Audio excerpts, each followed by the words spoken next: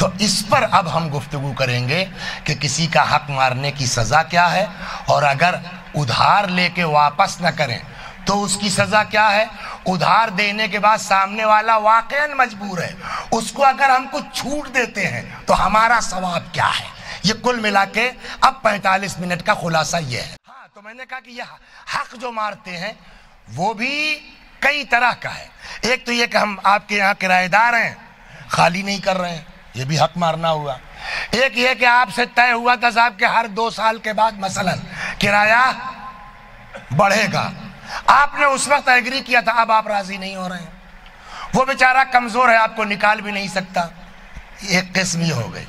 ایک قسم جس میں جنرل ہم لوگ آتے ہیں، وہ کیا ہے، کیا نام ہے آپ کا؟ ارشاد صاحب 50,000 روپے ہم کو قرضہ دے دیجیے، ہم انشاءاللہ آپ کو 1 جنوری تک دے دیں گے۔ یہ بیچارے سمجھ گئے کہ مولانا ہے، یہ دھوکہ تو کریں گے نہیں ہے، انہوں نے دے دیا۔ اب جنوری چلی گئی، فروری چلی گئی، مارچ چلا گیا، اب وسیع حسن صاحب دینے کا نام ہی نہیں لیتے۔ ایک قسم یہ ہے۔ تو اس پر اب ہم گفتگو کریں گے کہ کسی کا حق مارنے کی سزا کیا ہے، اور اگر ادھار لے کے واپس نہ کریں تو اس کی سزا کیا ہے، ادھار دینے کے بعد سامنے والا واقعاً مجبور ہے، اس کو اگر ہم کچھ چھوٹ دیتے ہیں تو ہمارا ثواب کیا ہے۔ یہ کل ملا کے اب 45 منٹ کا خلاصہ یہ ہے۔ صلوات بر محمد و آل۔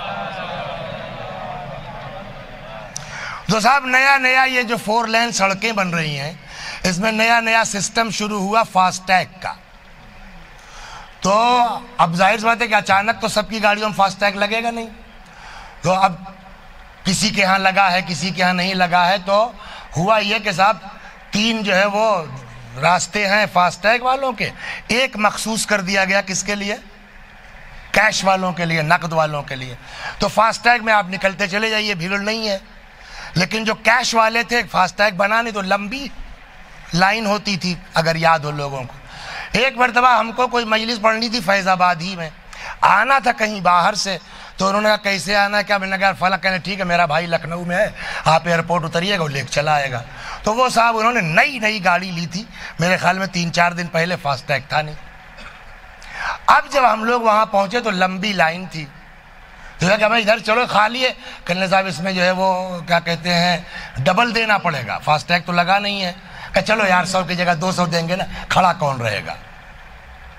کتنی دیر لائن میں لگتے، 10 منٹ 20 منٹ ہے نا، وہ بھی کھڑے نہیں ہونا ہے، اے سی کار میں بہترین بیٹھے ہوئے 4 آدمی باتیں کر رہے ہیں، تب بھی ہم جو ہے وہ لائن میں لگنا ہمارے بس میں نہیں ہے، 100 کی جگہ 200 دے کے نکلنا چاہیں گے۔ معلوم ہے کل کو قیامت میں اگر ہمارے ذمے کسی کا حق ہے تو ہم کو کتنی دیر کھڑا رکھا جائے گا۔ اب یہ روایت سنیے، امام فرماتے ہیں من حبس حق المؤمن۔ دیکھیے میں کتاب لے کے آیا ہوں اور یہاں سے یہ ساری روایتیں ہیں، اگر کوئی یہ سوچے، ممبر سے قسم کھاتا ہوں اس سے بڑی کوئی چیز نہیں ہے، نہ بانی مجلس سے میری کوئی بات ہے، نہ مظفر پور کے کسی آدمی سے میری کوئی بات ہے، آج کل یہی چل رہا ہے، میں یہی جنرلی پڑھ ہی رہا ہوں اسی طرح کی چیزیں۔ اگر آپ کو یہ شک ہے کہ کسی نے کہا ہے میرے اوپر پڑھنے کے لیے، تو خدا شاہد ہے، ممبر گواہ ہے، میرے ذہن میں کوئی نہیں ہے۔ لیکن اتنی گزارش ضرور کروں گا کہ چلو فرض کیجئے ہم سے کسی نے کہا بھی ہے، تو بجائے ہم پر تپنے کے اپنے بارے میں کیوں نہیں غور کرتے کہ میں نے اپنی جیب سے تو کہا نہیں، میں تو امام کی حدیث سنا رہا ہوں، تو بجائے ہم پر تپنے کے بھیا یہ سوچ لو ہم ایسے تھے کیوں کہ امام کی حدیث ہم پر چپک گئی۔ صلوات بر محمد و آل۔ اب سنیے امام فرماتے، امام جعفر صادق علیہ السلام سے یہ روایت فرماتے من حبس حق المؤمن، اگر کوئی کسی مومن کا بولیے حق دبا لے، حبس کر لے، روک لے، اقامہ اللہ یوم القیامہ 500 عام علی رجلے، کل کو قیامت میں اللہ ایسے شخص کو 500 برس تک پیروں پر کھڑا رکھے گا۔ کس کو؟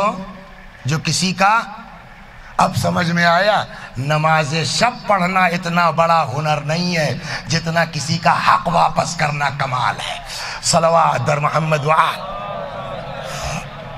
یہ پیشانی کا گھٹا اتنا کمال کا نہیں ہے جتنا کمال یہ ہے کہ ہمارے اوپر کسی کا حق باقی نہ ہو، ولو بیوی ہو ولو بیٹا ہو.